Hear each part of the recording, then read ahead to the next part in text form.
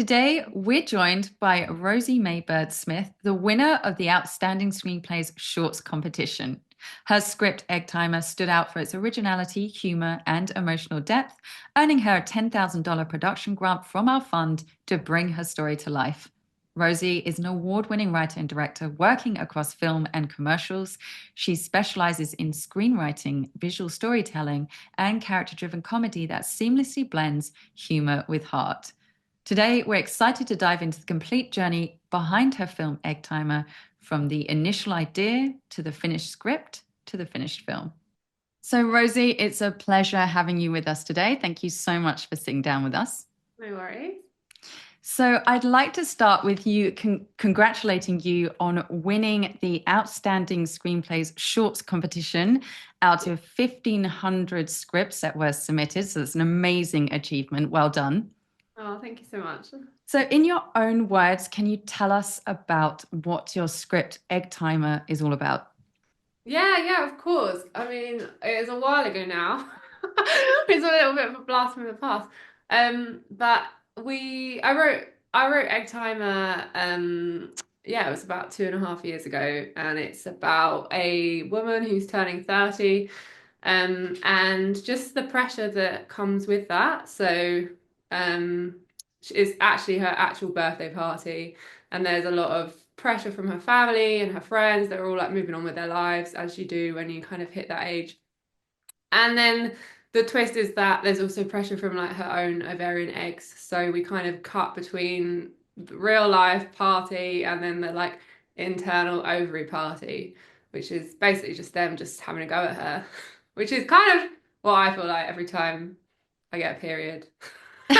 So, yeah, that's it really. And I don't really know where it came from. I saw a competition before this competition that was like, can you write a script about an egg? And for some reason, my brain just went straight to ovarian egg. And we just rolled with that. And then I was like, it would also be quite funny if these ovarian eggs were female comedians. And so we did that. And then it just evolved from there, really. Because this script for me really defines what an original concept, the idea of a short being an original idea. This really defines that. So that was going to be my question of how did this idea come to you? So it sounds like it was almost a challenge, and then you started connecting dots, and then you formed the idea. Was it always your intention to sort of draw a message to this theme of the pressure in society now of having kids? No, not really. I just think I thought at the time I was like 27 and a half. Like I am 30. I turned 30 last weekend. And it's actually five. And I think yeah, I at the time I was just I think I have like a few friends that are quite a bit older, and so like they were all in a different phase of life, and even now I'm just really not there. I don't. That's it. Seems like a lot of people are very sure or like audibly sure that that's what they want. Um, and and yeah, I find that quite confusing because I just don't know what I want. Um, and so it wasn't always my intention, but I think with any writing, things just come to the surface. And so, um, yeah, with anything that I've ever written, it always starts out like, oh, well, that would be funny, and then it actually just becomes about my life. So yeah, that's kind of how it went. Do you think comedy is a kind of good platform to explore these sort of deeper topics? Yeah, definitely. I think especially on like the film festival circuit, it's really heavy. So I I don't really like heavy that much, if I'm honest. Especially if you're trying to deliver a message. Obviously it works differently for everyone, but for me, I take messages better when they're delivered in a more digestible way. And for me, that's through jokes. Um, so yeah, I think yeah. Yeah, I was at the Slick Film screening for the shorts, Oh, and when really? Egg Timer came on, I think it came on in the trailer came on in the middle of that schedule, and it really lifted everyone. It was hilarious. So I agree with you. Sometimes, yeah, it's a really good way to deliver a message to have that lightness. It worked really well in that screening. Yeah, I think it's about a combination as well. Like well, the end is not that light. It's a bit dark, and I think I just really like the mix because for me that's just life. Like nothing's ever all dark or all funny. I think for a message to land, it's got to be a combination. Um, and also that makes the funny bits funnier if you're jumping between something really messed up and something light. Yeah. When you had this original idea, how long was the process from you coming up with the idea, forming the whole idea, and then writing? How quickly did you get that first draft down? I think pretty quick. I used to operate from like a place of panic. So I just I did a short initially um that got like a lot of attention, and then I got an agent, and then from there I had so many people contacting me being like, what's the next one? What's the next one? And so it actually was written from a place of panic. I was like, oh my God, like what is the next one?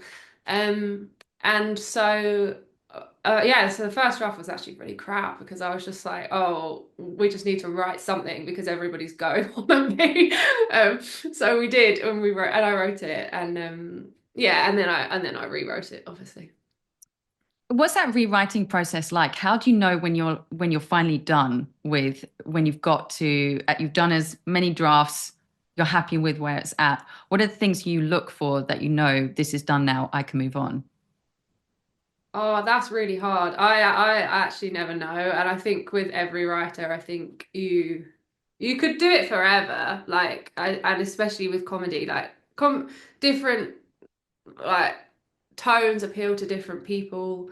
So like I'd give it to one person and they'd be like that bit's not funny, and then I'd give it to another person and they'd be like that bit's jokes.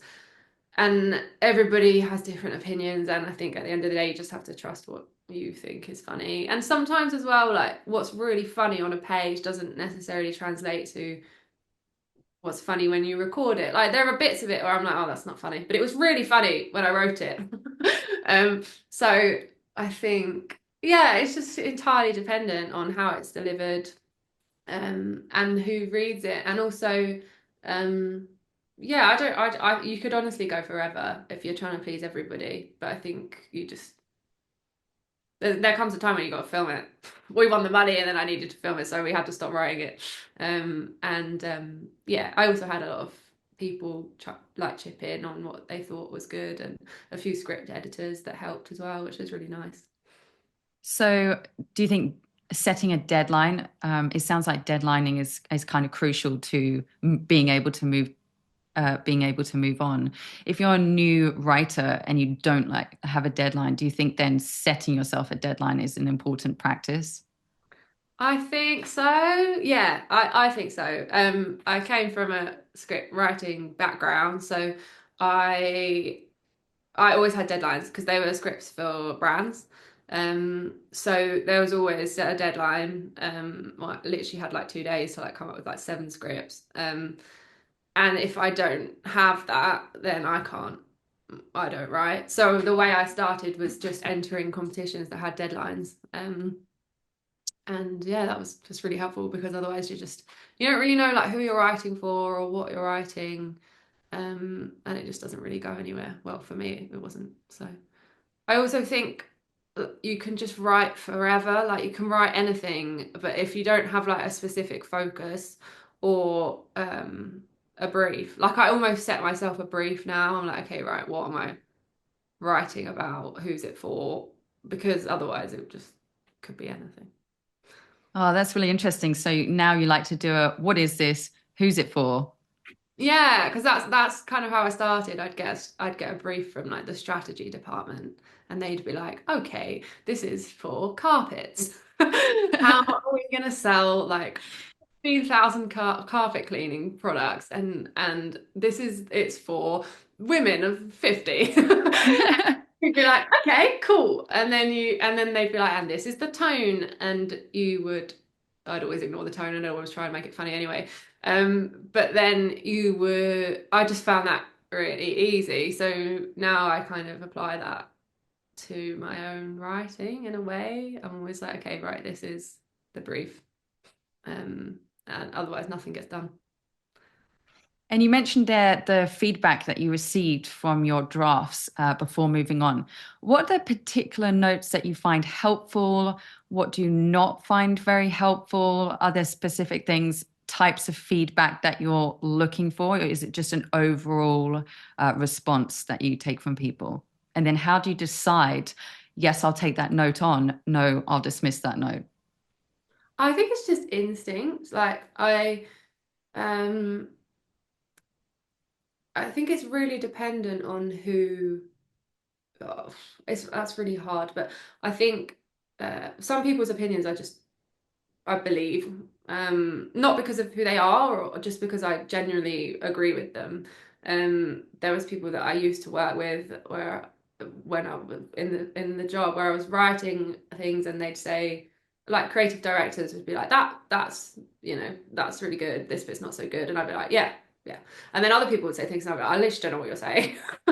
um so I think yeah, it's entirely dependent on just gut instinct. I did get some bits of feedback, and like some of the bits were like, "Oh, this bit needs to be more gaggy," and I just knew that I was like, "Oh, that's not me. Like, I'm not gaggy." Um, so yeah, I think just instinct really, and it was really, and then you just find it quite easy to pick up on what you want to keep and what you don't, um, and just like trusting that what you wrote, if it's won the money, must have been semi decent. So keep the bits that you think are actually valuable, and just discard the rest. And are you a big fan of outlining? Do you do beat sheets? Oh, not really, but that's only partly because I've never written anything really long.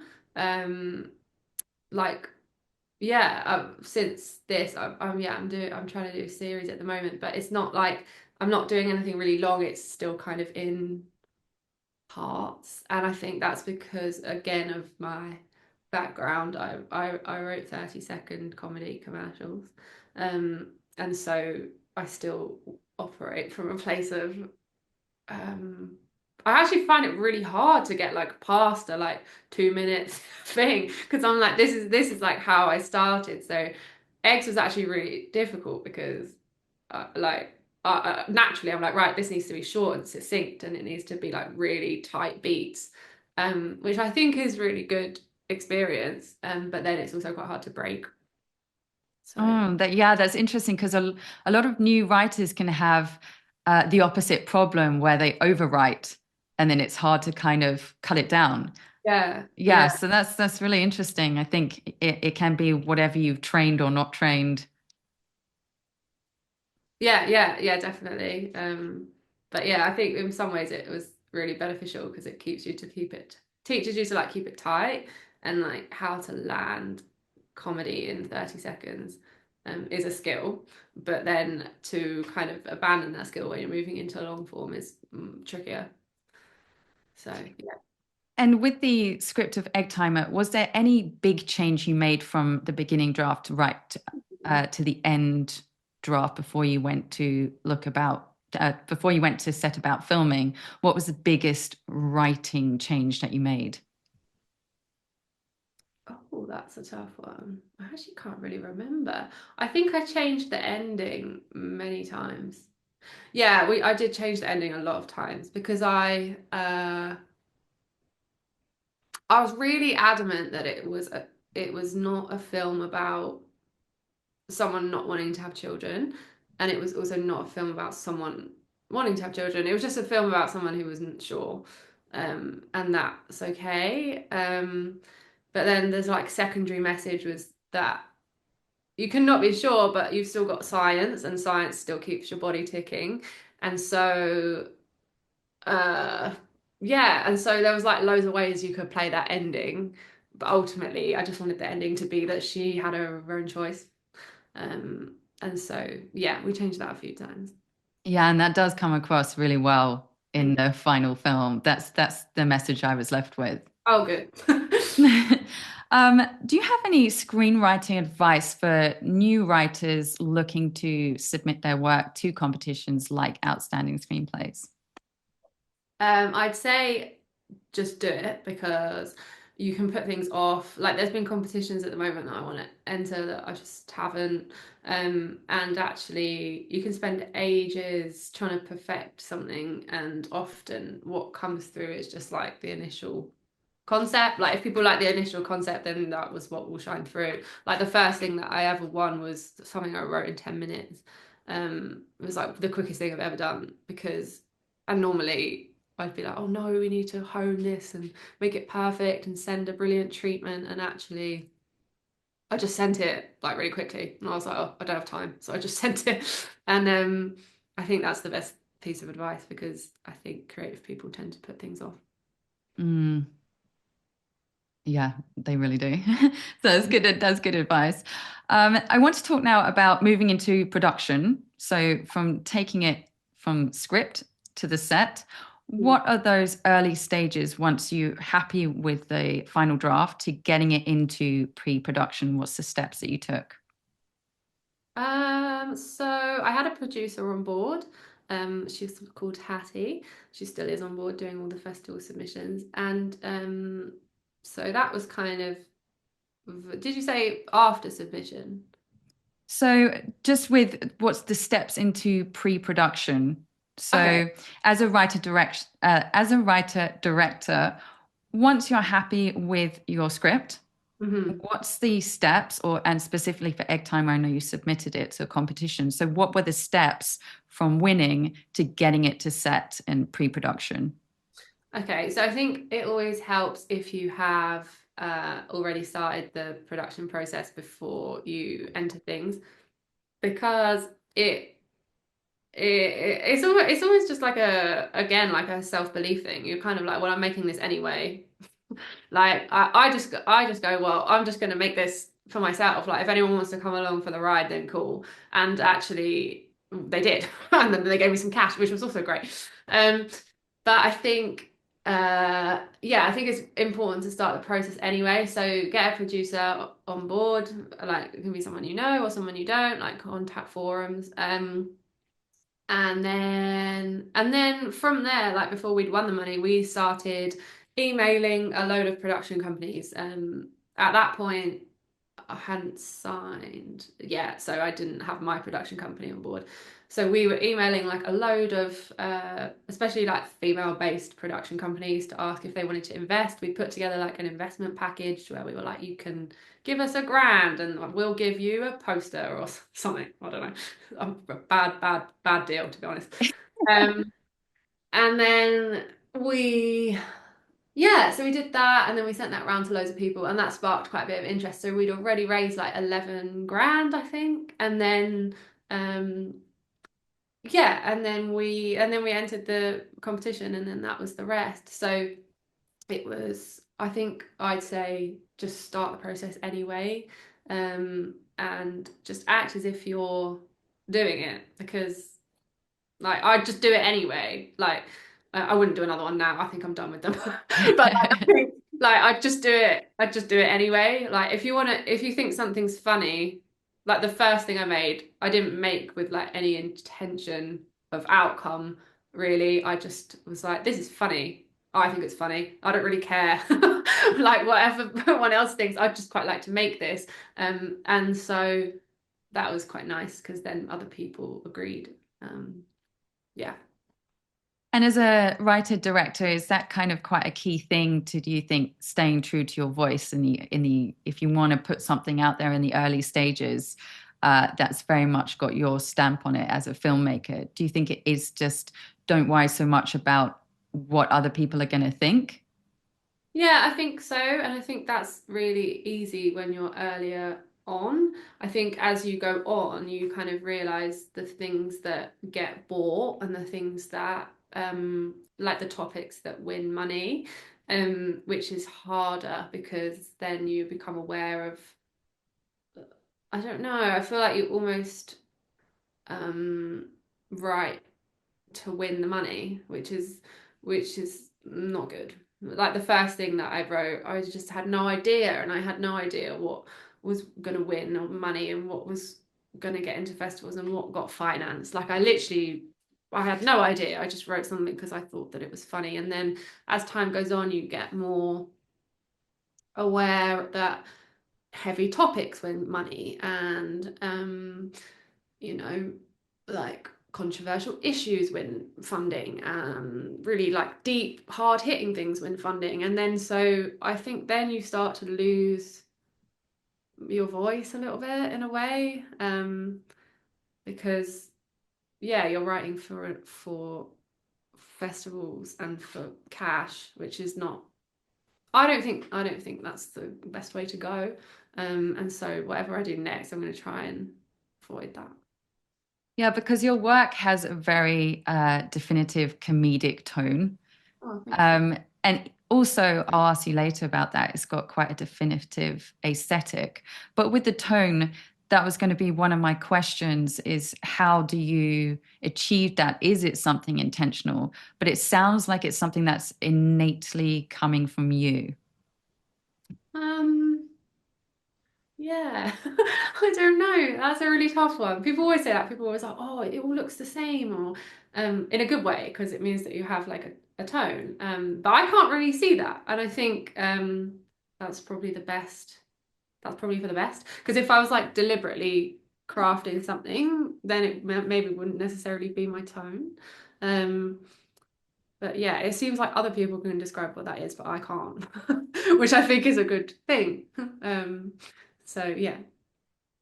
And Egg Timer is a co-production between three companies, so Outstanding Screenplays, Slick Films, and Biscuit Filmworks. Can you let us know how each of those companies guided you through the production process?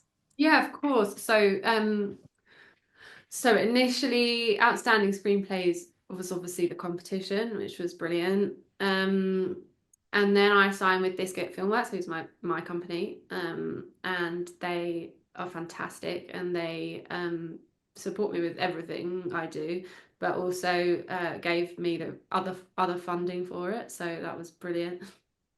And then Slick also are like, were like the partner of Outstanding Screenplays, so they like they really helped put it all together. So they, when we couldn't find crew, they helped us with crew. Um, my producer, although she's freelance, was also like part of their roster. So yeah, so they help with that, and then also their expertise is like very much in the film festival side of things. They're really, really good at that, and they know everything. They know just it's an absolute minefield.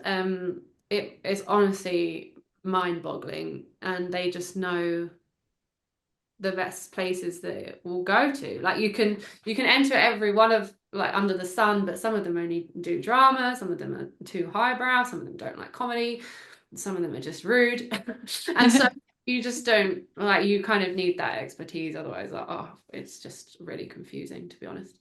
Um so yeah.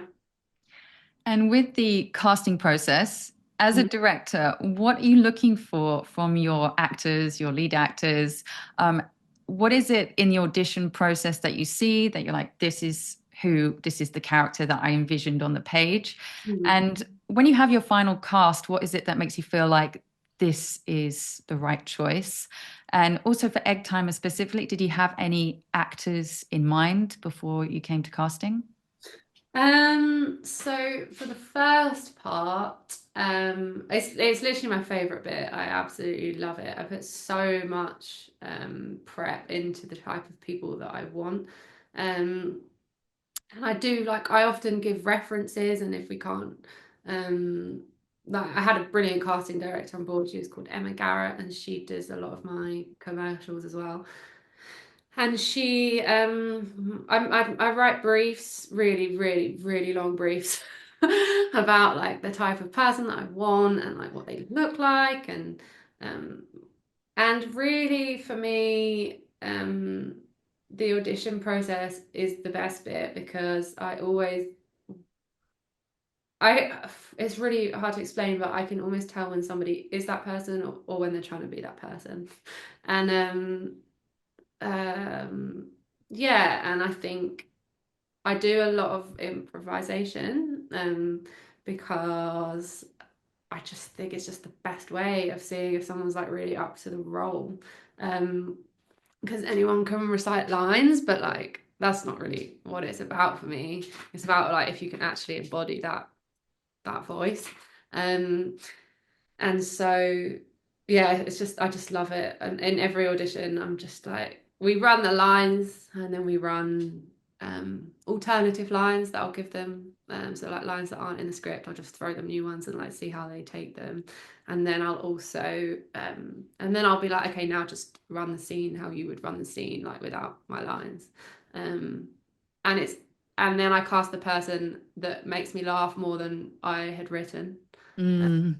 So yeah.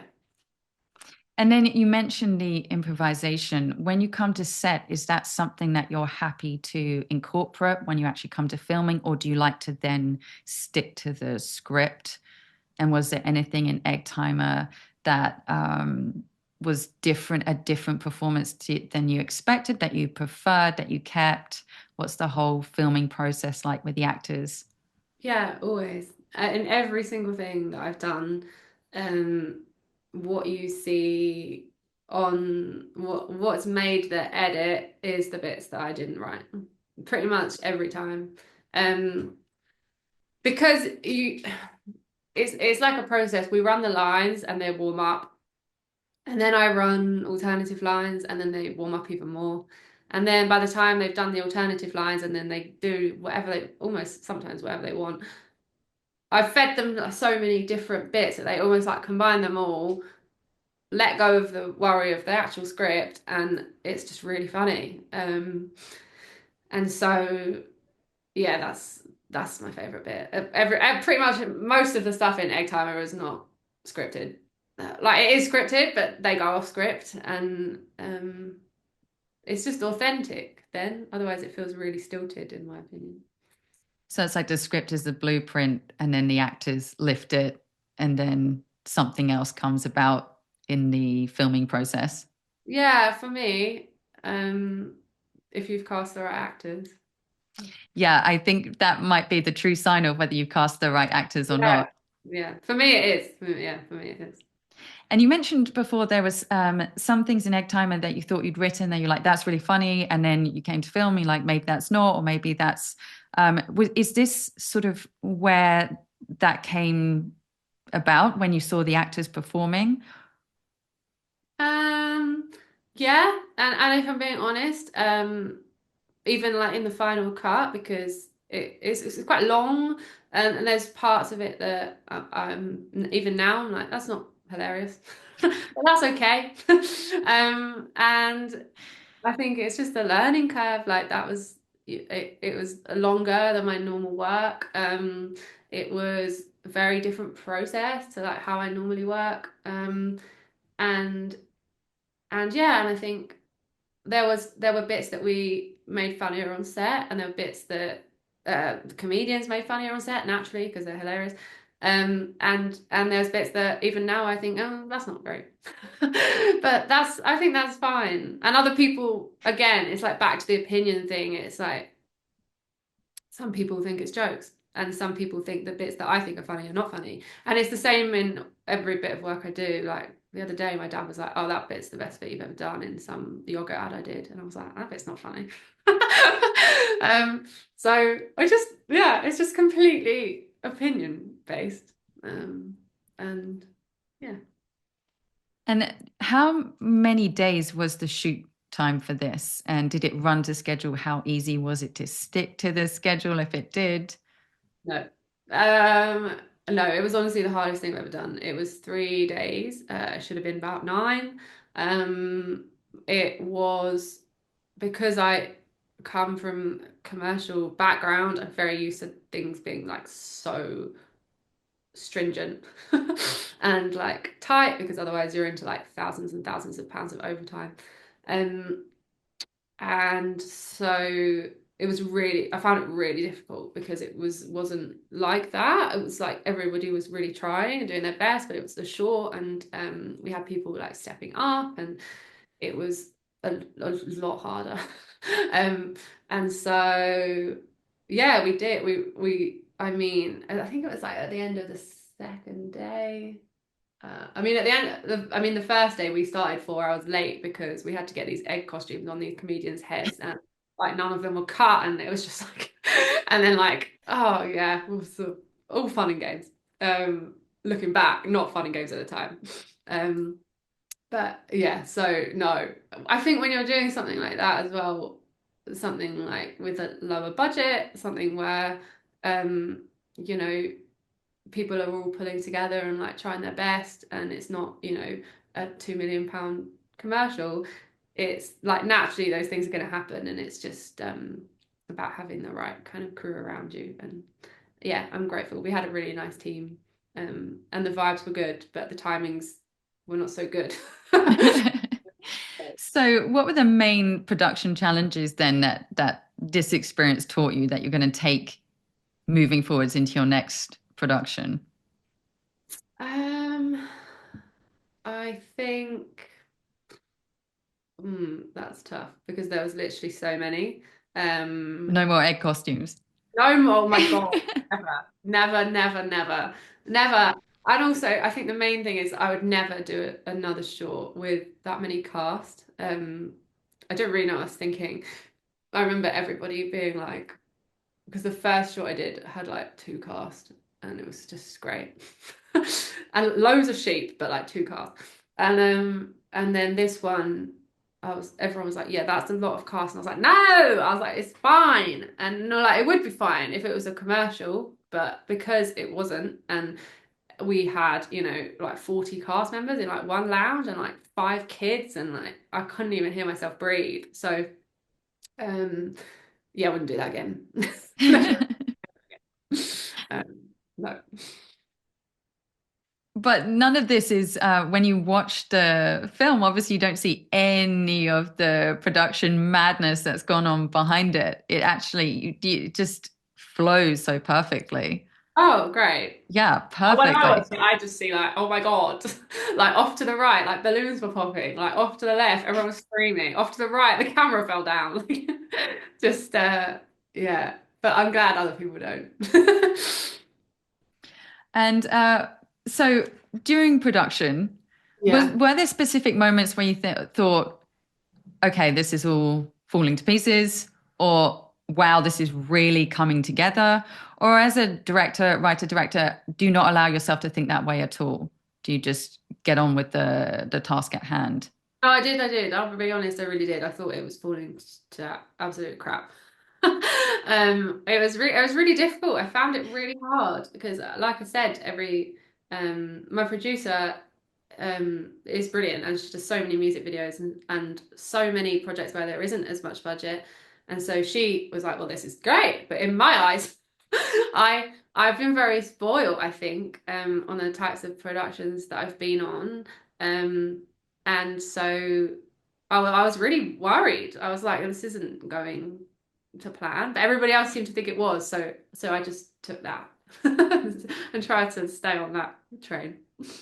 So Um, it was a moment of calm, and then you just move forward, keep going. yeah, I also think there's just a moment of resignation where you're like, well, we've got to film this, so let's just let's just do it. And like there was a point where like the end shot where she's like walking, well, I won't give it away, but like we had to like use a jib, but it wasn't like put together because like loads of the parts were missing. So we had to basically just like essentially just have a like tower of cameramen and just like gradually lift it instead of just using the equipment. But all part of the magic. And then they just had to stabilize it in post, and pretend that the camera was going off into the sky when actually it was just like nine cameramen on each other's shoulders. Um, but yeah, funny looking back, very funny. But yeah, that's a really innovative fix. Yeah. So I think I guess it's really important to stay quick on your feet and to just stay in that problem solving mindset. Yeah, there was one of the camera operators was like literally amazing. She was like trying to trying to screw it together so that it would literally be stable and not wobbling. And she was like using equipment from like a different camera. It was honestly amazing. And then she was like using a hair grip to like try and attach the two. And I was like, Like wow, a Frankenstein. wow, yeah. Um, but yeah. So moving into post-production, once filming was all wrapped, what's the editing process? And as a writer director, when you're sitting in on that, um, when do you know you finally got it to picture lock? Okay, yeah. Normally, again, you've got a time frame. So normally I've got like 2 weeks to edit, 3 weeks. But this I didn't. So we honestly, and we were also, I had an amazing editor called Beth Roberts, and she gave me so much time. Um, and I think what was difficult is that we're both working, so obviously like we're working around other jobs, and we were also like editing other jobs together. Um, and I think what was difficult was that well, for me, there was no time frame. So I just went on and on and on. And then we got feedback from EPs, and then we went on again, and it made it better. But it was honestly like another 5 months, and then you're trying to squeeze it around jobs and holidays and God knows what else. And it went on for yeah, like a year and a bit. Um, which is crazy really on reflection. But it's also just because I'm a perfectionist.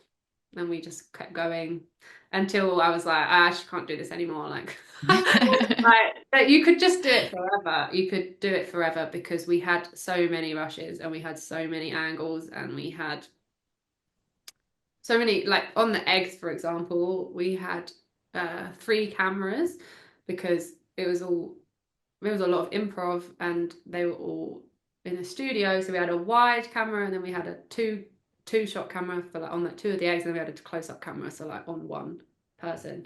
And so that was really hard because it was a case of like you want to get the line, but do you want the wide? Do you want the 2 shot? Do you want the single shot?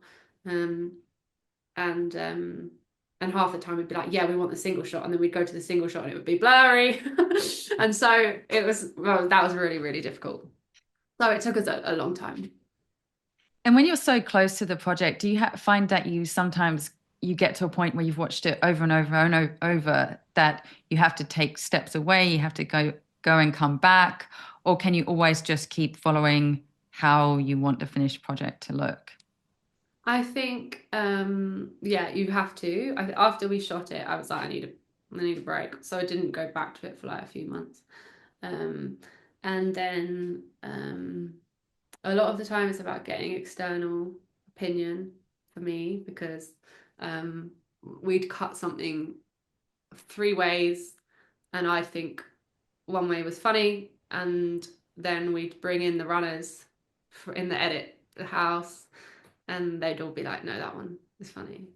And yeah, it's really hard to tell, but I think when you're so close to it, I think maybe you get like the nuances, and you kind of you know what it's about. So like the first scene when they appear, like I was going for like a cleverer way in because I was like, I know what they are. Like we all know they're eggs. Like it's funny, and but people don't, and so you need to yeah cater to everyone, I guess. And so getting that external opinion is really important.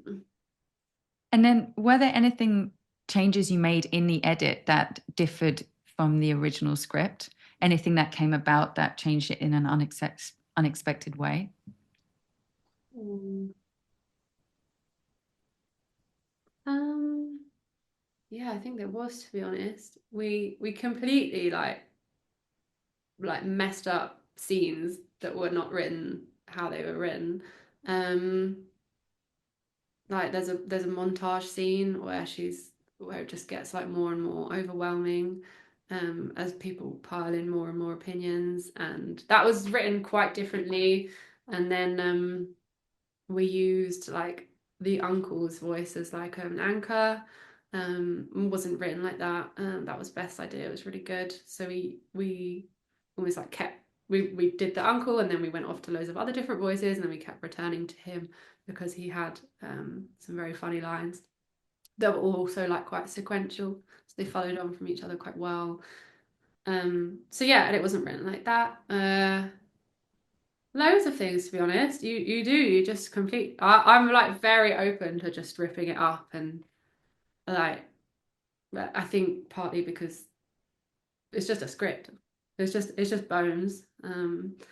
And what people do on set is funnier. And then when you edit it again, that's a whole new layer of comedy. Um, so yeah. So in the editing process, you can find that you can push the comedy depending on how you edit it. Oh God, yeah, yeah.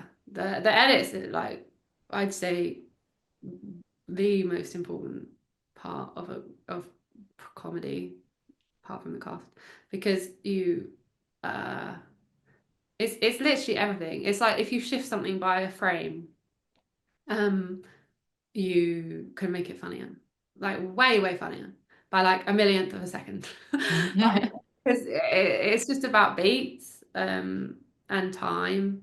And if you have a joke and you don't let it land, or if you linger on a joke, it's not funny. Like we had bits where we had a joke, and then like it would pause, and like everybody would be like, and I was like, ridiculous. Like that wouldn't happen in real life. Like that's silly. And so we like really shortened that. And yeah, I just don't like that. I don't like it if you're like playing it for laughs. Um, so yeah, it's really, really important. Really important. And then, of course, the music is a really important final step, the icing on the cake. How did you choose the music for Egg Timer? Was there a composer that you worked with, or did you choose pre-existing tracks, or did you work with an artist? So I always make a playlist. So I had a playlist. I do for every job I do. I have a playlist. It just really, really helps. I like play the music like while I'm writing the treatment because it just music's like really big for me. And so for this, we had a music company on board called Pitch and Sync, and I had a playlist. It changed as we went along as well. Like after we shot it, the playlist changed, and not at the start, it was like very vintage, and then it kind of evolved. And then when we were editing, we put like celebrate good times.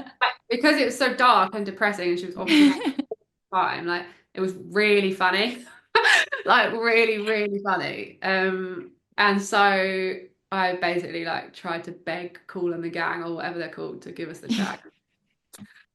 So then we like had to find an equivalent, uh, which isn't as good, but it was really funny because in the song when it goes like woohoo, like she was just like having the worst time, and it was that like that's something that I hadn't prepared for, but when you put that on the footage, you're like, oh, that's hilarious because the juxtaposition is really funny. Um, so we just briefed that out to find a matching track essentially. Um, and they did, yeah, they did. They found a really good one. It's on the trailer. That's good. and when you approached the trailer for Egg Timer, um, how did you structure that trailer? How did you know what you wanted in it? And is there a specific thing that you think a short film trailer needs to portray? I think it needs to be short. I think it needs to be snappy. I think, um, what do I think? I think it needs to have like an outline of what it's about. So like that was quite evident in my trailer. It's like quite early on. And then it needs to give a flavor, but like not give everything away. And I think what was quite difficult was like not putting like a full scene in the trailer. You kind of want snippets, but then it still needs to make sense. And obviously, there's only a certain amount of stuff that you've shot, and you don't want to use stuff that you haven't included in the final cut. Um, so yeah, I think I'd just say short is better, So I see some trailers that are like 4 minutes, and you're like, well, you've just literally aired your film. So yeah, snappy and concise, and also like just making sure that the tone comes across. And what I really like about our trailer is the end. I think it's just like we didn't show the eggs like throughout the whole thing, and then they just appear at the end, and I just love it. I really like that bit. So, was one of the most important things the structure of that reveal? Yeah, I mean, we didn't again like it wasn't something we planned. I had a different editor that did the trailer called Rebecca, and yeah, she put together like an initial assembly for me, and that was the only bit she'd included, and I thought, oh, that's really funny because it just wouldn't have had the same impact if we'd have like littered them in throughout. Like, and I think what was really nice about that was we put the eggs, and then the egg timer title came up, so it like really made sense in your head of like what was going on, because if we'd have just shown them in isolation, everyone would have been like, who are those Doctor Who structures? um but yeah, no, I liked it. And now that the film is finished, you're taking Egg Timer to the festivals. Are there Mhm. specific festivals that you're sending it to, particular ones that you think Egg Timer will suit? And what's your overall festival strategy? So yes, yeah, there are. It's just so hard though. Like some of them only take like 4 or 5 a year, and so we are spamming it out. We're sending it like yeah everywhere. Um, and yeah, we're just waiting to hear. We haven't heard from any yet, so it only started kind of in January. And so. I think we do have a strategy. It was really, really hard to get to that because you kind of do it based off, you can either just enter loads or you can do it like based off premiere status, which is a different way of going and like holding out for like the top five or whatever. Um, and so we were like tossing that up for a while, which was it's really hard to get your head around. And then we also got Festival Formula on board to help us with that. So um, yeah, there is a strategy in place, and I'm hoping it works. And what are you hoping that audience are going to take away most when watching Egg Timer? Oh, that's interesting. I think just a bit of joy. Like, I think that's all I hope people take from my work is that it just like lifts them momentarily. Um, it's not supposed to be like, really profound or really something new or life-changing. It's just a message about um aging being okay. Not that 30's old, like I'm fine. I'm fine. Fine. Um, but I think, yeah, the whatever stage of life you're at that age is fine. And even though I'm telling myself that, my brain's still going, but it's not fine because all of my friends are like getting engaged and getting married and starting to have children, and I think it's just a lot of pressure. And I know people have touched on it before in, you know, creative work, but it is just a lot of pressure on women, especially because you have that bodily element as well. And I think that dichotomy is really interesting, and that's why I wrote it, because there's the pressure, which Bridget Jones has talked about, fine, but like there's never been like the science as well. So you've got the pressure from society, but you've also got the pressure from your own body, which doesn't seem very fair. Hmm. Um, and so yeah, that's why I wrote it. So, Rosie, as a writer director, what do you have coming up next? Are you writing any projects at the moment? Any plans to write any more shorts or perhaps a feature? Yeah, I've no more of the shorts. I think we're done with those now. Maybe like sketches. I really like short, very short sketches, but never. I don't think I'd do like another big short. Um, but yeah, I've got a series in development, so I'm working on that, and yeah, and hopefully that for the next while. Just writing because I think when you can get swept away with shooting and then you forget about the writing. But that's what I really love. So yeah, I'm doing that.